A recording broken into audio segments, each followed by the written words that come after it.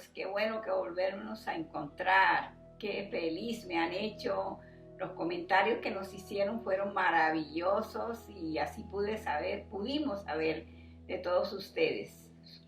Qué bueno que por estos medios nosotros podamos encontrarnos y realmente somos cristianos felices, porque esto es lo que Cristo nos da, la felicidad, el amor, el compañerismo. Qué bueno, mis hermanos, que podamos saber unos a otros a través de estos medios. Vamos a orar. Padre bueno que estás en los cielos, en esta mañana, Jesús, te alabamos, te bendecimos. Te damos gracias, mi Señor, por tener un Dios tan grande, tan bueno, tan maravilloso como eres tú. Muchas gracias, Señor, por acompañarnos, por protegernos. De veras, Señor, tú tienes cuidado de tus hijos, eso es lo que dice tu palabra. Y como hacíamos el comentario de la palabra, Señor mío, el domingo pasado, que el que habita al abrigo del Altísimo mora bajo la sombra del Omnipotente. Ciertamente, Señor, cuando confiamos en ti, cuando todo nuestro amor te lo dedicamos a ti, somos cristianos felices. Gracias, mi Señor, te amamos, te bendecimos. En esta hora, Señor, bendigo a todos mis hermanos en todas las iglesias donde están reunidos.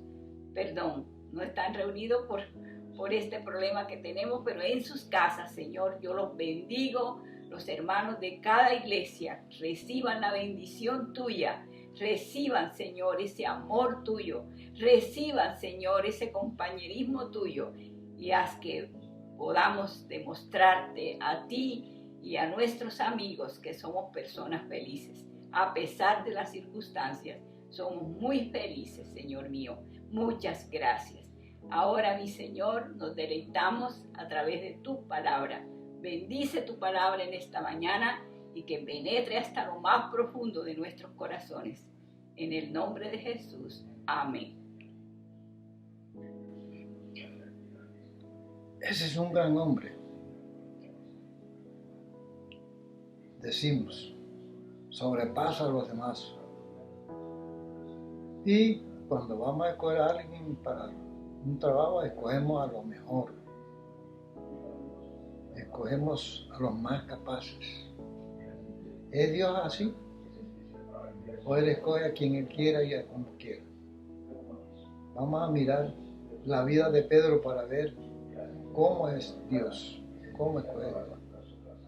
Dice la Biblia, ¿verdad? Hablando de Pedro, lo siguiente. Uno de los dos que oyeron a Juan y siguieron a Jesús era Andrés, hermano de Simón Pedro. Él lo encontró primero a su hermano Simón y le dijo, hemos hallado al Mesías, que traducido quiere decir Cristo. Entonces lo trajo a Jesús. Jesús mirándolo dijo, tú eres Simón, hijo de Jonás, hijo de Juan. Tú serás llamado Cefas, que quiere decir Pedro. Muy bien. Estaba Juan con sus discípulos, 2 discípulos.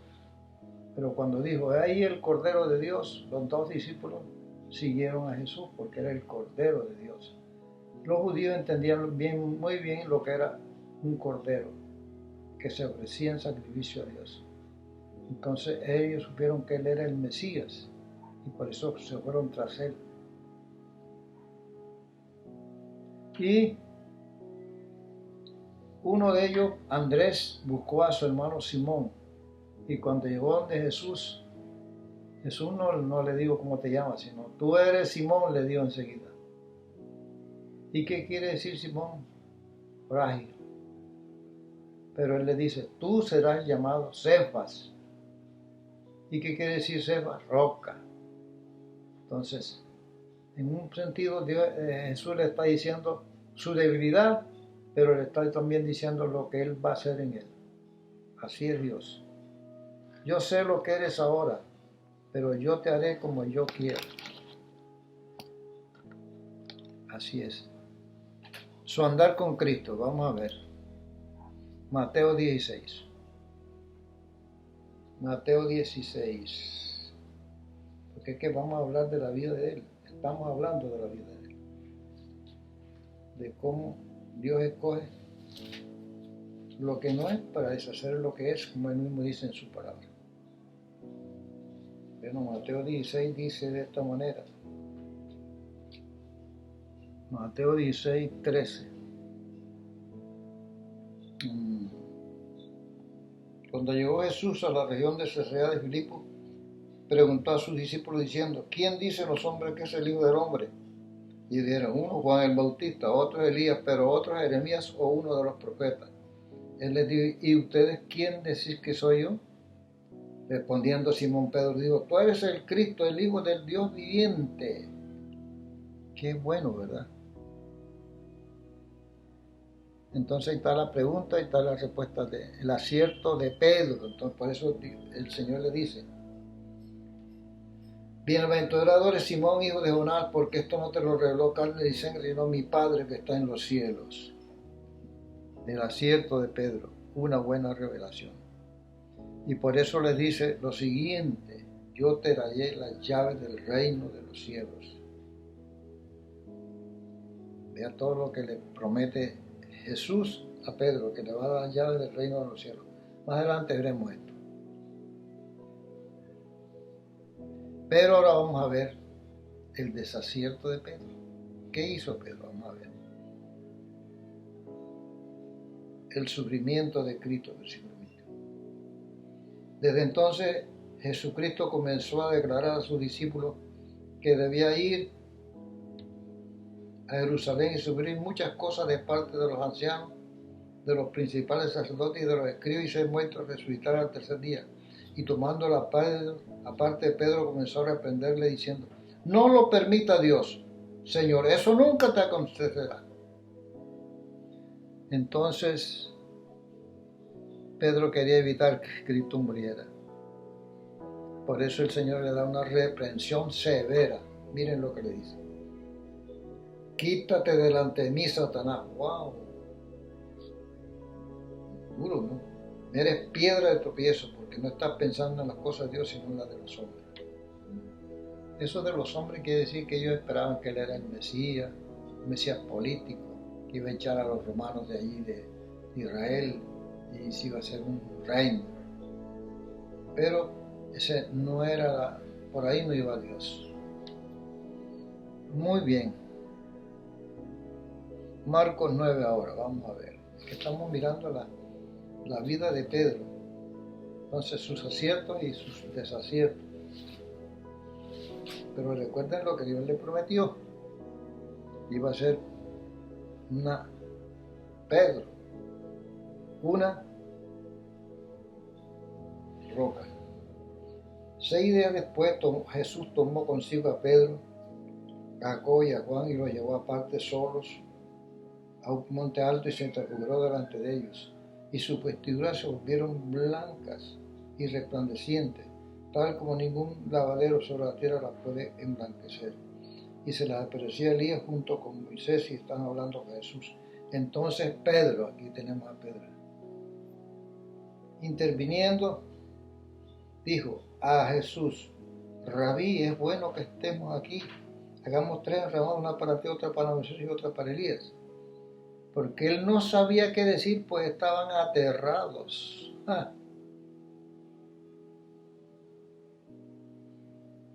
Y no sabía qué decir, no sabía qué es lo que estaba diciendo. Pero Jesús iba a sufrir, y por eso dice Marcos 26,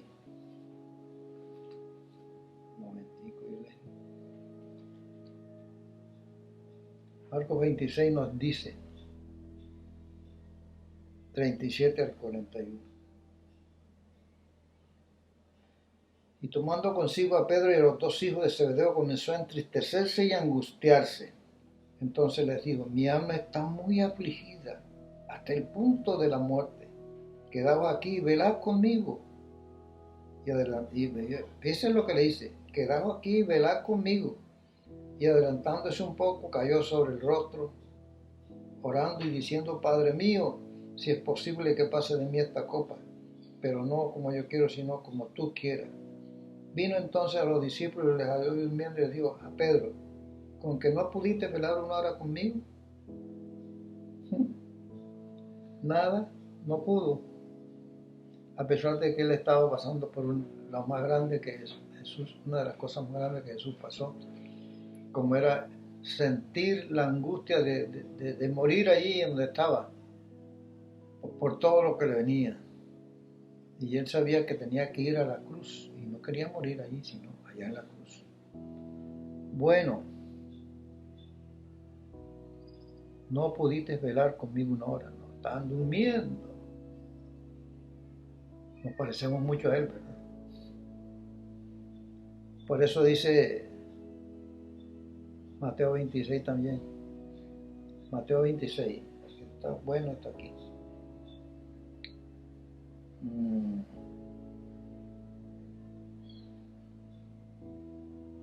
Entonces Jesús le dijo, esta noche todos vosotros os apartaréis por causa de mí, pues escrito está, heriré al pastor y las ovejas del rebaño se dispersarán. Pero después de que yo haya resucitado, iré delante de vosotros a Galilea. Entonces Pedro respondiendo le dijo, aunque todos se aparten por causa de ti, yo nunca te negaré y nunca me apartaré de ti. Jesús le dijo, en verdad te digo que esta misma noche, antes que el gallo cante, me negarás 3 veces. Oh, ¿será eso verdad? ¿Qué le pasaba a Pedro en esta ocasión? Yo no te negaré, aunque tenga que morir. Estaba confiando en sí mismo, ¿verdad? Es lo que él era. Su prepotencia. Yo no te negaré, aunque todos te nieguen. En un sentido puso en ridículo a los demás y él se puso encima. Muy orgulloso. Ahora, vamos a mirar lo que pasó, si fue verdad eso. Lucas todo esto se lo estoy diciendo para que veamos que Dios no escoge gente muy capaz, muy que sepan que lo que van a hacer y adelante y nada. Son gente débil, gente muy, muy débil. Lucas 22 dice, ya se lo leo, versículos 55 al 62. Después de encender ellos una hoguera en medio del patio y de sentarse juntos, Pedro se sentó entre ellos, porque Juan lo había metido en la casa del sumo sacerdote. Y una sirvienta, al verlo sentado junto a la lumbre, fijándose en él detenidamente, dijo, también este estaba con él. Pero él lo negó diciendo, mujer, yo no lo conozco. Un poco después otro, al verlo, dijo, tú también eres uno de ellos. Pero Pedro dijo, hombre, no es cierto. Pasada como una hora, otro insistía diciendo, ciertamente este también estaba con él, pues él también es Galileo. Pero Pedro dijo, hombre, yo no sé de qué hablas. Y al instante, estando él todavía hablando, cantó un gallo. Entonces el Señor se volvió y miró a Pedro, y recordó Pedro las palabras del Señor, como le había dicho, antes que el gallo cante hoy, me negarás 3 veces. Y quiso Pedro entonces, y saliendo fuera, lloró amargamente, porque supo que había negado al Señor como él le había dicho. Después que le había dicho, aunque todos ustedes tienen, yo no, lo negó 3 veces. Así somos los seres humanos, débiles, que prometemos cosas y decimos cosas y después no las hacemos.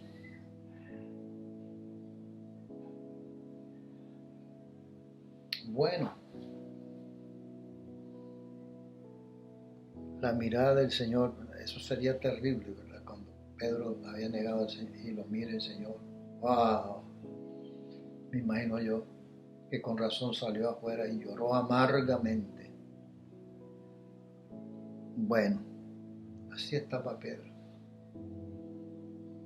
Y no andaba con los discípulos después. Pero miren lo que hace Dios, lo que hace Jesús. Lucas 24, 34, aquí mismo.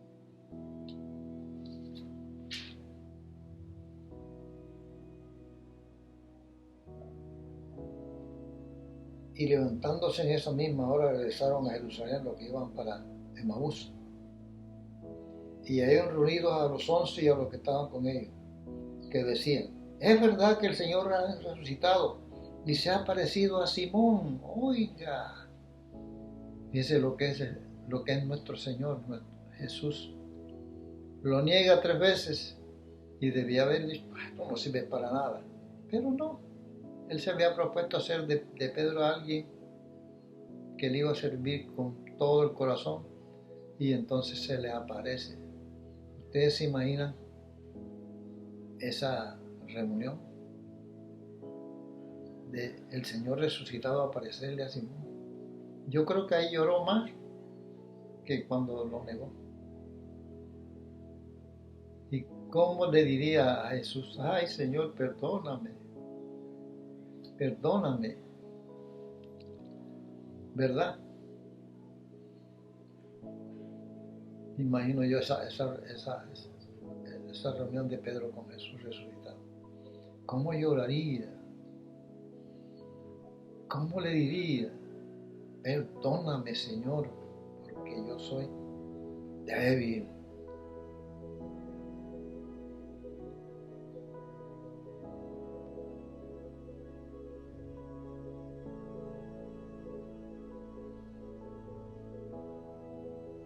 Bueno, pero miren la metida de patas de Pedro. En Hechos 1, 15 al 26 dice la palabra que Jesús se puso en medio de los hermanos como 120 y les dijo: es necesario que nombremos un apóstol nuevo, porque Judas se fue, murió. Y entonces Pedro es el que toma la iniciativa. Pero una cosa, no había venido el Espíritu Santo sobre ellos. ¿Y quién mandó a Pedro a hacer eso? Y miren ustedes que después Dios llama a Pablo, que era el que iba a reemplazar a Judas Iscariote. Pero Pedro se adelantó, así era él, que hacía las cosas sin pensarlas mucho. Pero miremos el capítulo 2 de los libros de los Hechos. Viene el Espíritu Santo sobre todos ellos. Y Dios hace un ruido de mucho viento, y entonces eso hace que la gente venga donde están ellos. Una multitud. ¿Y qué pasó entonces? Se levanta Pedro en el poder del Espíritu Santo, porque ahora era otro Pedro. Dios lo cambió por el Espíritu Santo. Se levanta y le predica a esa multitud y les dice algunas cosas que antes por miedo negó que era discípulo de Jesús. Ustedes mataron al Señor Jesús y lo crucificaron. A esos mismos que antes le tenía miedo, ahora les dice que ellos mataron al Señor. ¿Qué cambio había tenido Pedro? Y se gana 3,000 de un solo tajo. Y luego más adelante dice que él iba con Juan a orar como a las 3 de la tarde, y está ahí un cojo.